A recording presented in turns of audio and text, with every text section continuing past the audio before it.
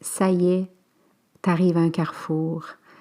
Tu te développes toi-même comme personne, tu développes ta spiritualité depuis des années, tu as envie de passer à l'autre étape parce que c'est un cheminement qui est tout à fait naturel. On a envie de passer à l'autre étape, c'est-à-dire on se sent prête en fait pour accompagner l'autre, accompagner l'humain, devenir ce que j'appelle entrepreneur spirituel. Mais qu'est-ce qui arrive? Tu as trop peur. Aujourd'hui, je te donne les meilleurs trucs pour y arriver.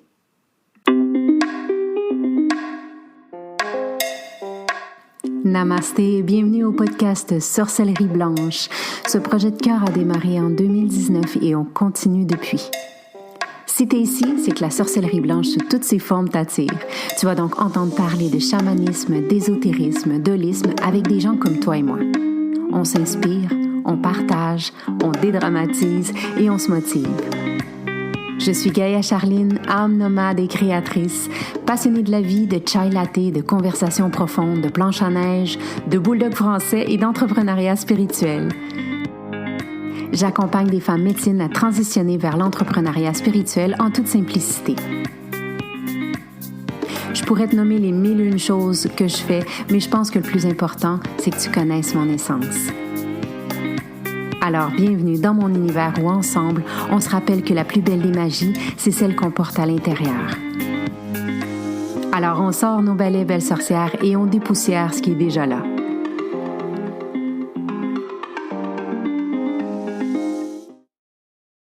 Salut, belle femme médecine. Justement, aujourd'hui, je viens de parler de ces grandes peurs que je vois chez les entrepreneurs autour de moi, chez tous les hommes, les femmes qui sont prêts à accompagner, qui sentent en fait la pulsion de vouloir accompagner l'autre dans son cheminement, que ce soit personnel, que ce soit spirituel. Je les sépare, là, mais on se comprend quand je parle de cette manière. Bref, il y a un petit traumatisme, il y a des blessures, il y a des choses qui empêchent souvent l'humain de s'expandre puis d'aller vraiment au fond, à fond dans ses passions. Et c'est notre envie, nous, d'accompagner l'autre, d'être le guide sur son chemin, en fait, dans son histoire qui est un peu plus challengeante en ce moment. Il y a des grandes peurs qui surviennent et qui reviennent très, très souvent. Puis je t'en parle aujourd'hui parce que c'est ce que je vois. Hein. J'ai accompagné des milliers de personnes à transitionner vers l'entrepreneuriat spirituel et c'est quelque chose qui revient souvent. Donc aujourd'hui, j'ai envie de te développer, de te parler de 3 grandes peurs et de te donner aussi les trucs qui vont avec. Qu'est-ce qu'on peut déjà faire pour continuer d'avancer dans ce cheminement-là? Donc, j'ai envie de commencer avec une des grandes peurs qui est couramment rencontrée, que je vois tellement souvent. Puis, c'est des peurs que j'observe soit dans les commentaires, soit par message. Je reçois des tonnes de messages, des courriels, des choses comme ça, de gens qui sont prêts, qui ont envie d'y aller, mais qui ont, encore une fois, un gros frein par rapport à s'écouter. Parce que pour moi, c'est tellement important dans la vie professionnelle, c'est là où on passe le plus de temps. Je vais le répéter, là. La sphère professionnelle, c'est l'endroit où on passe le plus de temps.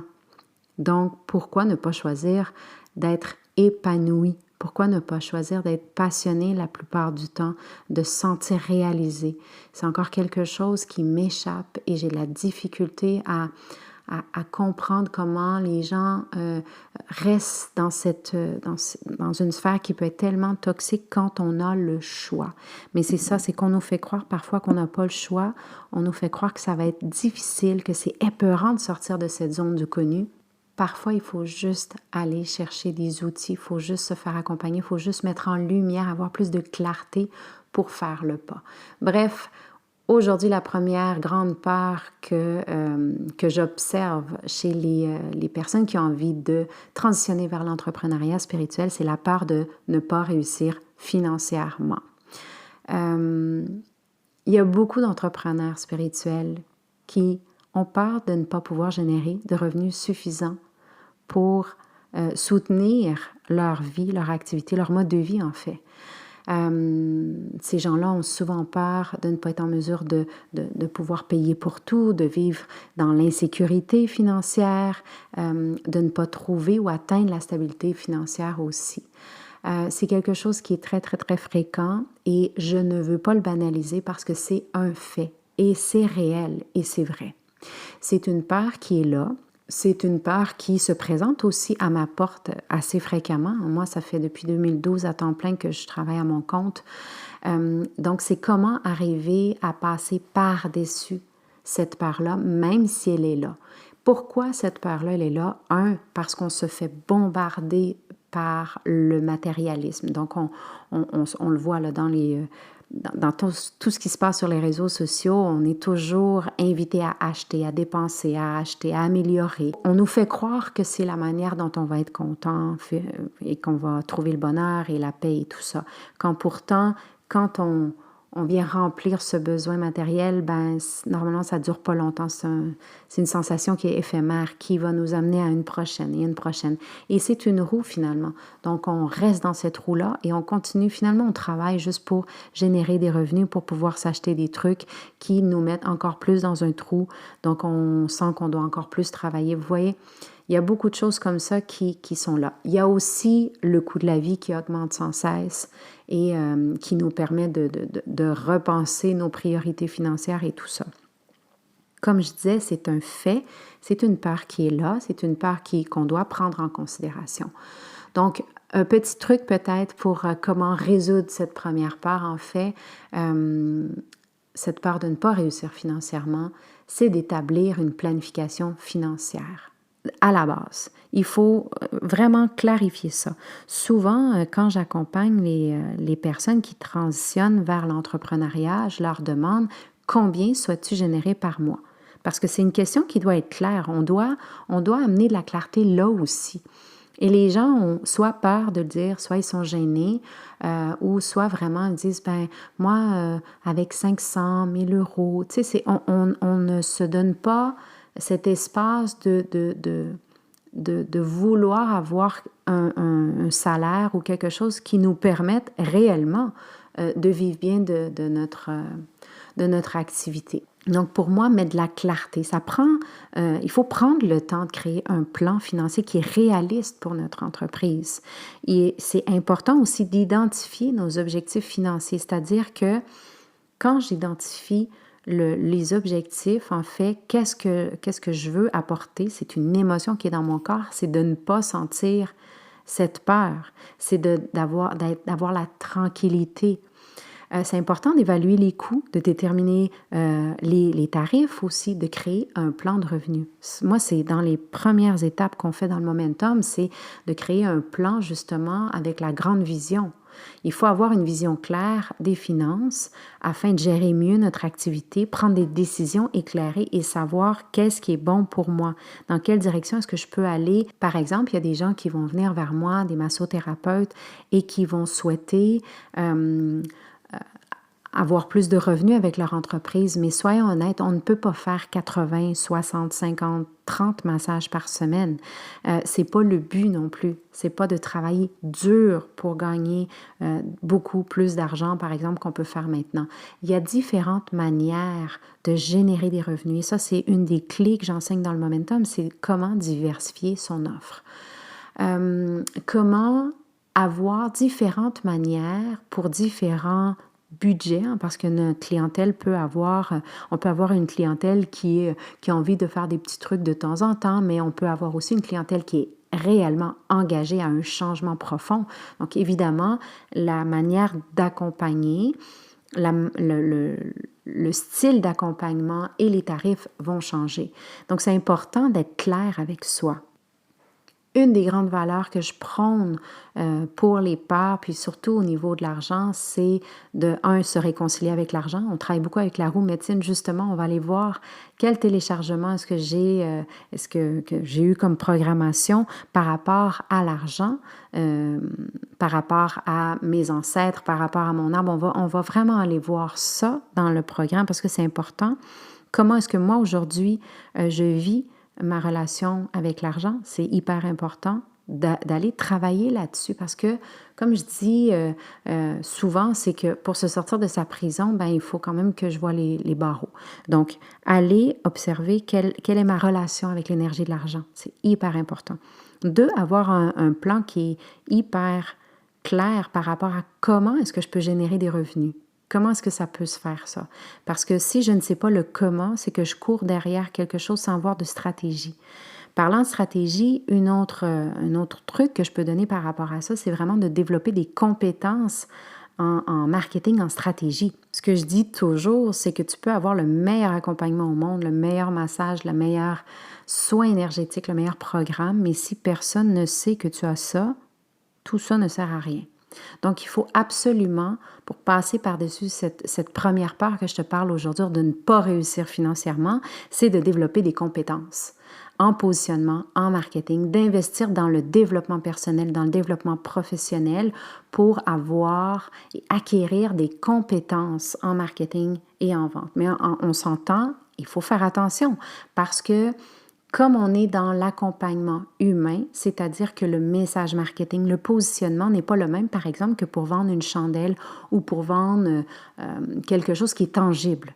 Et c'est là que ça fait toute la différence. Moi, je suis allée me former, j'ai fait une formation de marketing qui est offerte à l'Université de Harvard et je l'ai adaptée pour justement la retransmettre dans le programme Momentum parce que la manière de parler de nos services, de nos produits, de nos services, la manière de se positionner a un impact tellement important et direct avec le fait qu'on fasse ou pas de l'argent avec nos services. C'est aussi simple que ça. Donc, investir dans le développement professionnel et personnel, c'est pour ça que Momentum, à la base, c'est un programme d'accompagnement pour devenir entrepreneur. J'ai rajouté le mot spirituel. Pourquoi? Parce que c'est entrepreneur dans l'accompagnement humain. Donc, oui, j'ai des personnes qui vont venir vers moi qui ont aussi des produits physiques et tangibles, mais la grande majorité, c'est pour faire de l'accompagnement humain. Donc, l'énergie, le positionnement, la manière d'écrire, la rédaction, le site web, tout ça doit avoir une tournure qui est complètement différente que si on vend un produit, où les gens comprennent, ah, voilà ce produit, voici comment ça va me nourrir. On s'entend, là, nourrir entre guillemets. Et je comprends exactement pourquoi je paye. Dans l'accompagnement humain, eh bien, il faut prendre des chemins qui sont complètement différents. Donc, c'est important vraiment d'aller se former à ce niveau-là. Et c'est pour ça que moi, le programme Momentum, je forme à tous les niveaux. Au niveau des blocages, des peurs, des croyances, des téléchargements, au niveau de la structure, au niveau du produit, du service et au niveau du positionnement. Parce que c'est un tout pour moi, l'entrepreneuriat.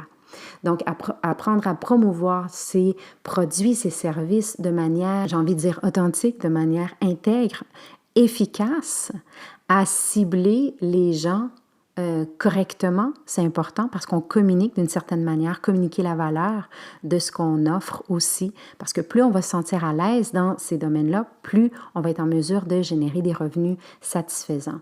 Tout part de est-ce que moi j'y crois, est-ce que moi je suis à l'aise, est-ce que moi je comprends ce que je suis en train d'offrir et plus moi je vais être à l'aise, eh bien plus je vais pouvoir le partager. J'ai vu des gens qui souvent, je leur demande qu'est-ce que tu fais et qu'est-ce qu'ils font. Ils vont aller seulement parler de leur formation, de leurs outils.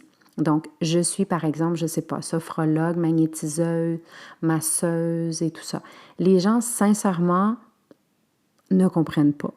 Donc, il faut arriver à changer notre langage et notre communication.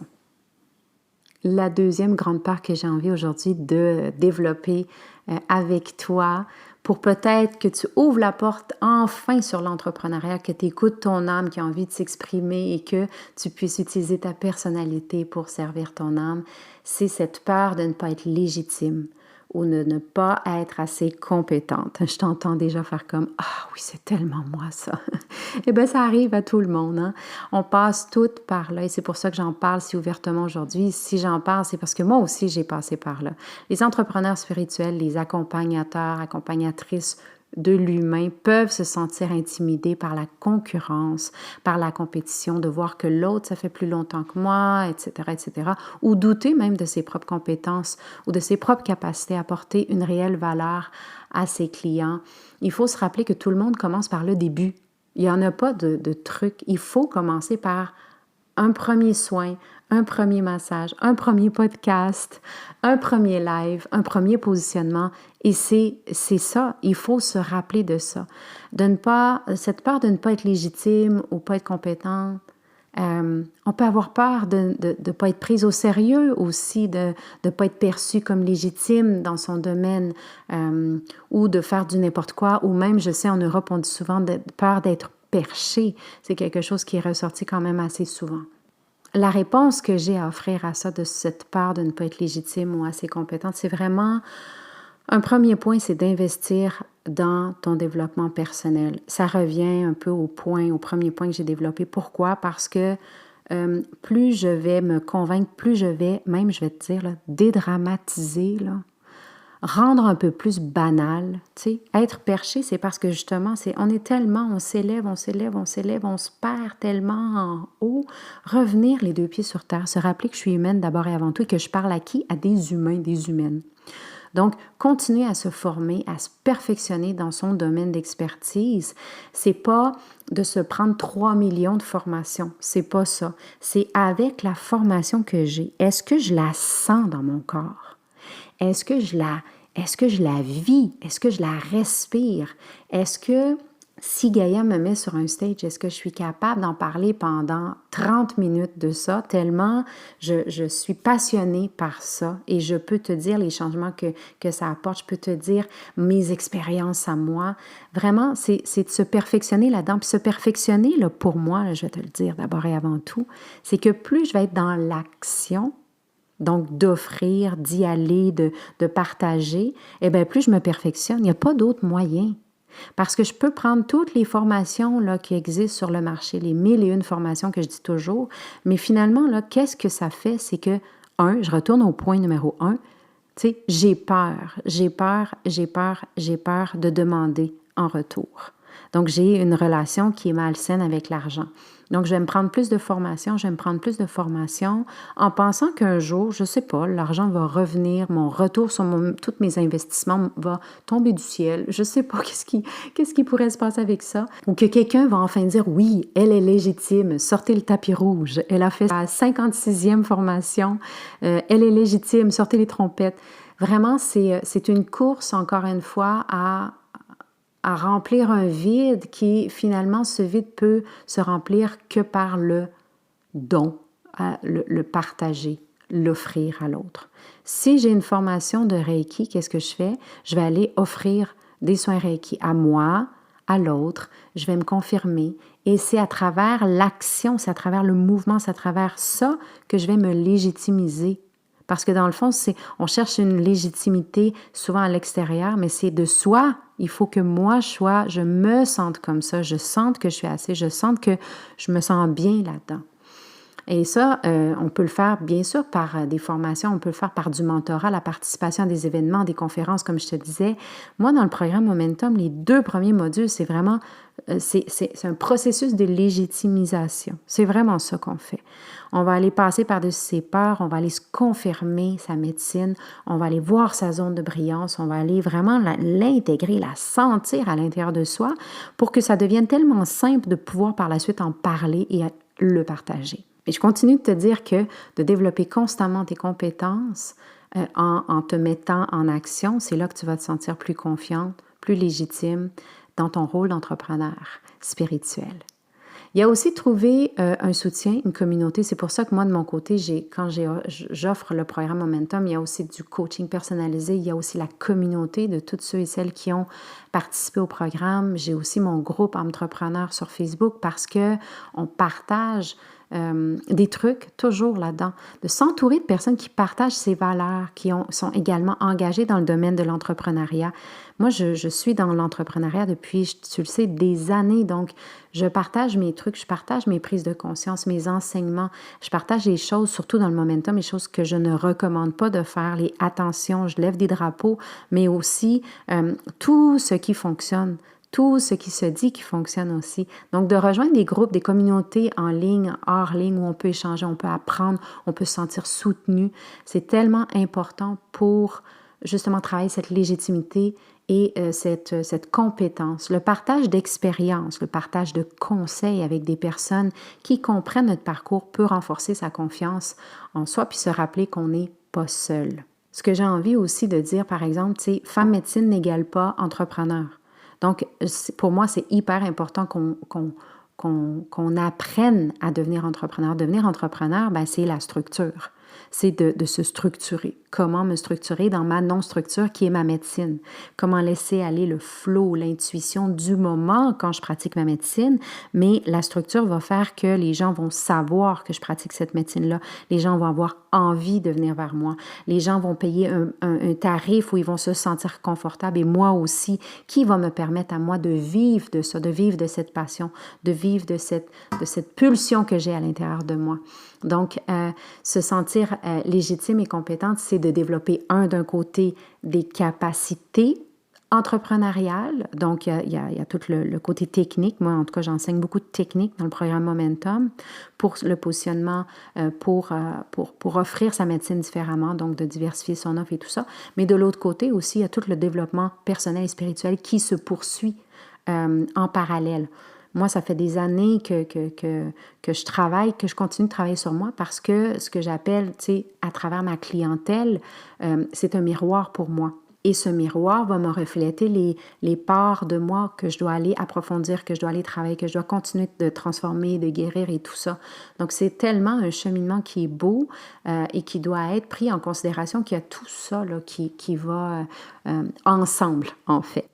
La troisième grande part que j'ai envie d'identifier, de mettre en lumière aujourd'hui, la part des entrepreneurs spirituels, c'est la part de la visibilité, la part du jugement de l'autre, le regard de l'autre sur moi.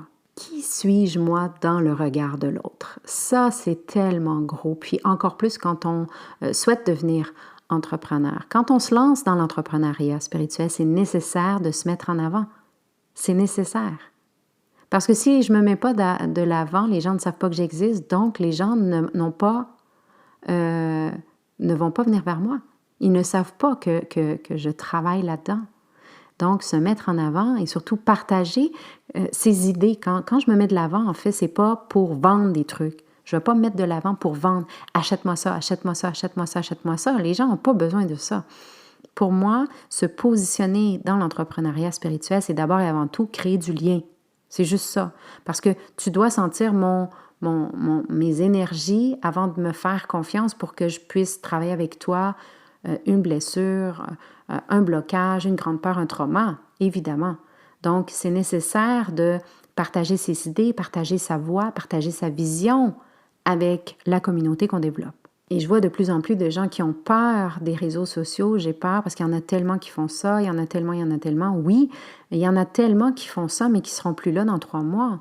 Il y a tellement de gens qui vont tenter le chemin de l'entrepreneuriat, mais c'est vraiment pas fait pour tout le monde. C'est un gros challenge. Donc, comment toi, est-ce que tu peux différencier? Comment toi, est-ce que tu peux trouver ta discipline d'amour, ta constance pour être là encore, toi, à long terme? Cette vision que j'ai, moi, c'est toujours, puis j'en parle beaucoup, j'ai pas la vision du get rich fast, qu'on appelle, tu sais, de venir faire beaucoup d'argent rapidement. C'est pas ma grande vision, moi, avec l'entrepreneuriat spirituel. Cette grande vision, c'est comment est-ce que je peux accompagner, comment est-ce que je peux vivre de ma passion à long terme et, comme résultat, générer des revenus avec ça. Puis des revenus, là, ça peut être 500, ça peut être 50 000, ça peut être 500 000. Ça ne me regarde pas. C'est parce que c'est tellement personnel à chacun.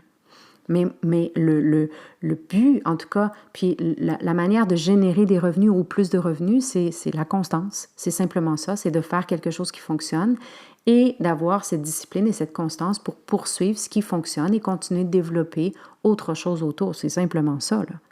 Donc, la peur de la visibilité, le jugement des autres, ça peut engendrer beaucoup de choses. Cette peur d'être exposé, la crainte d'être jugé, critiqué, rejeté par les autres. Et il faut savoir que ça, c'est en lien direct aussi avec nos débuts de vie.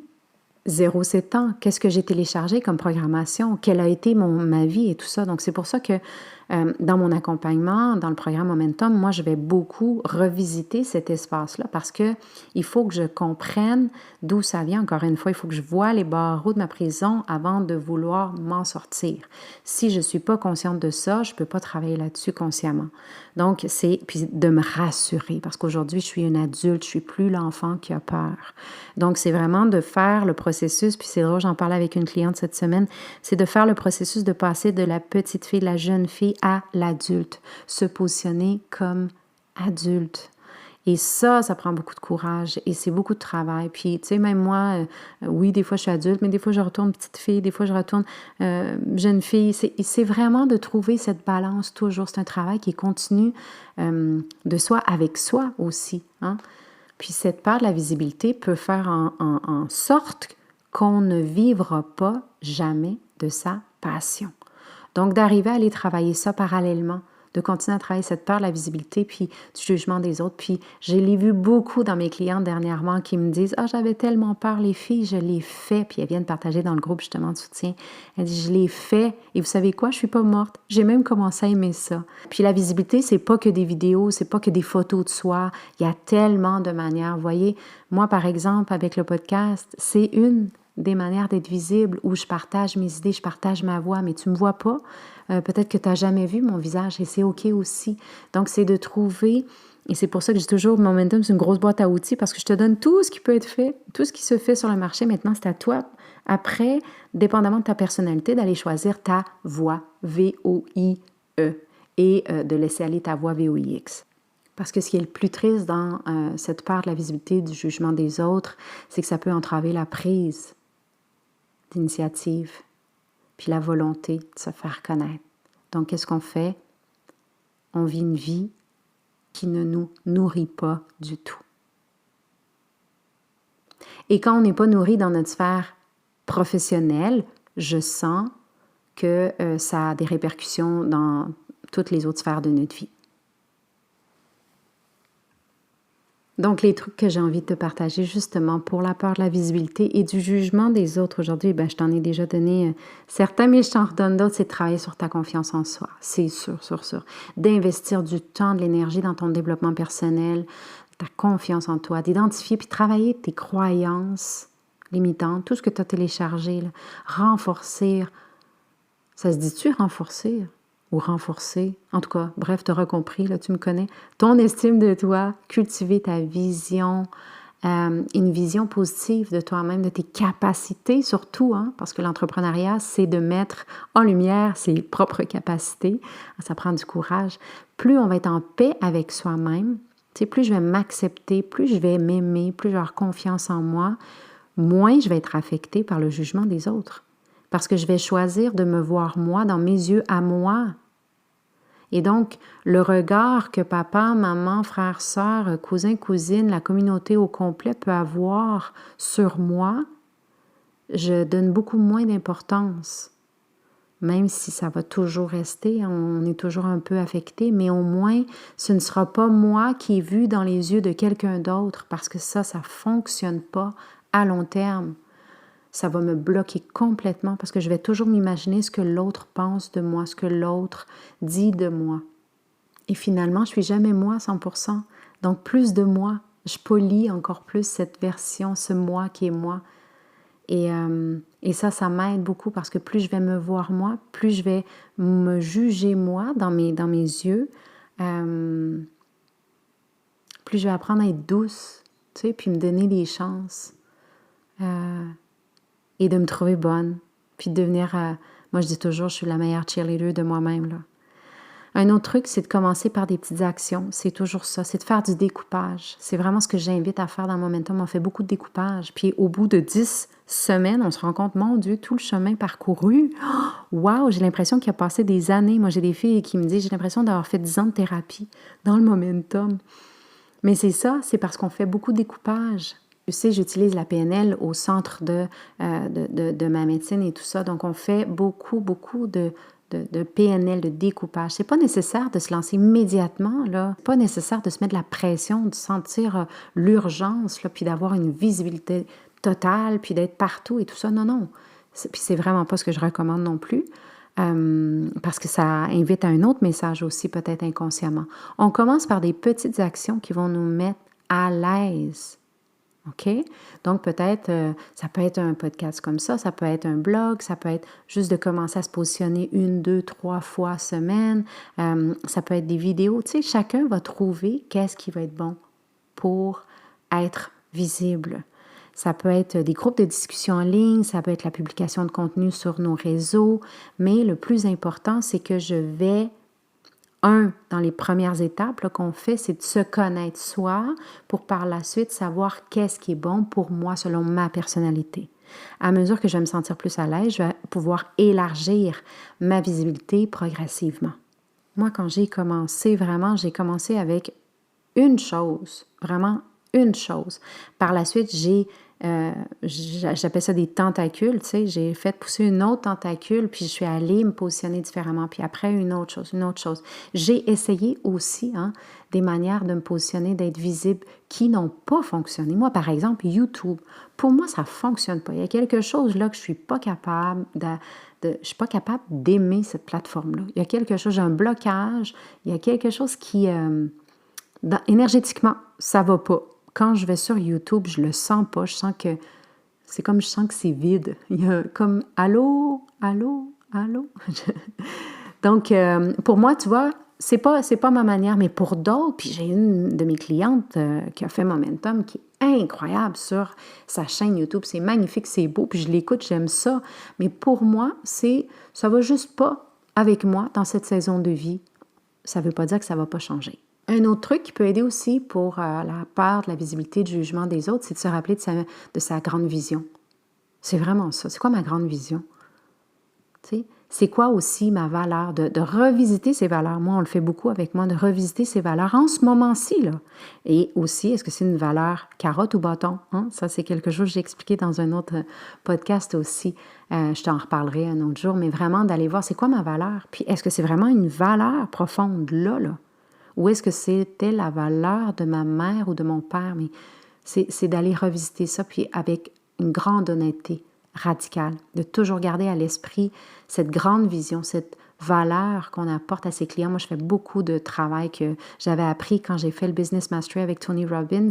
Il nous faisait faire beaucoup d'exercices quand j'étais là en Floride. Oh, j'ai un petit moment de mélancolie, là, mais je me rappelle, on était en groupe, puis c'était tous des gens que je connaissais pas, c'était tous des entrepreneurs de haut niveau, puis ils nous faisaient faire justement des exercices concrets, là, pour aller visiter cette grande vision, aller visiter ces valeurs. Donc, je les retransmets à mon tour, tu sais, à ma version, à ma vision à moi dans le programme parce que ça a changé ma vie à moi. Ça a changé mon business, ça a changé toute la dynamique. Donc, c'est vraiment quelque chose que j'apporte à mes clients. De se concentrer sur l'impact positif qu'on veut avoir dans la vie des gens grâce à son travail et non se concentrer sur l'impact financier seulement qui a été une mode là, dans les dernières années que j'ai vu passer, mais vraiment c'est quoi l'impact positif à long terme que je veux souhaiter dans la vie des gens grâce à ma passion, mon envie, mes capacités que j'ai développées encore plus profondément. En se concentrant sur l'accompagnement qu'on apporte et sur son intention qui est altruiste à la base, hein, tu sais, c'est un travail passion, mais c'est là qu'on peut mieux gérer les jugements extérieurs puis rester aligné avec cette vision-là. Parce qu'on le sait profondément, c'est pourquoi est-ce qu'on fait ça. Donc, juste pour terminer, je veux te dire de ne pas oublier que c'est normal de ressentir ces peurs-là. C'est tout à fait normal. Mais en même temps, j'ai envie de te botter le derrière et te dire, si tu sais que tu as ces peurs, c'est à toi de te responsabiliser et d'aller chercher les outils pour passer par-dessus ces peurs-là, pour vraiment vivre la vie que tu as envie de vivre, d'avoir ton travail passion. Il faut prendre action. Il n'y a pas d'autre moyen. Juste de rester là et de dire « Oui, moi j'ai ces peurs. Ah, mais j'ai tellement envie, mais non, c'est pas pour moi et tout ça. » Tu vas être encore là dans quelques années. Qu'est-ce que ça va faire? C'est que tu vas en plus te mettre ce sentiment de culpabilité de « j'aurais dû aller voir, au moins aller voir ». Quand on transitionne vers l'entrepreneuriat spirituel, on ne demande pas de tout lâcher du jour au lendemain. C'est une transition. Donc, c'est vraiment de dire, je commence à structurer quelque chose et plus ça va bien et plus je vois que j'ai des entrées, que j'ai du succès avec ça, que je suis capable, que je me sens bien, que je me sens à l'aise, c'est là que je peux baisser ma charge au travail dans une structure là, plus conventionnelle et par la suite faire le saut. Mais il n'y a pas d'urgence, il n'y a pas une seule manière d'y aller, mais c'est vraiment avec le temps, de la pratique, du soutien, on peut surmonter, on peut avancer vers le succès, puis l'épanouissement professionnel. En tout cas, c'est ce que je te souhaite de tout mon cœur parce que je le vis moi-même. Et je ne changerai rien au monde pour sentir cette liberté de créativité. Puis aussi de te dire, si tu as les capacités, puis si tu as la vocation et la patience et le cœur pour accompagner les autres, ben s'il te plaît, vas-y. Allez, je t'embrasse. J'espère que ça t'aura fait du bien, ce petit podcast de dos au cœur. Rappelle-toi de me donner tes feedbacks. Ça me fait toujours plaisir de te lire. Je t'embrasse. Bye.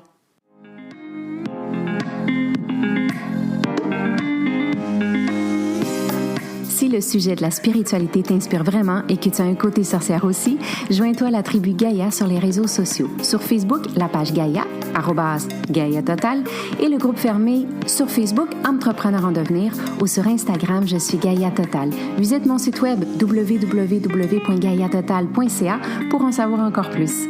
Au plaisir de te croiser. Waheguru, belle âme.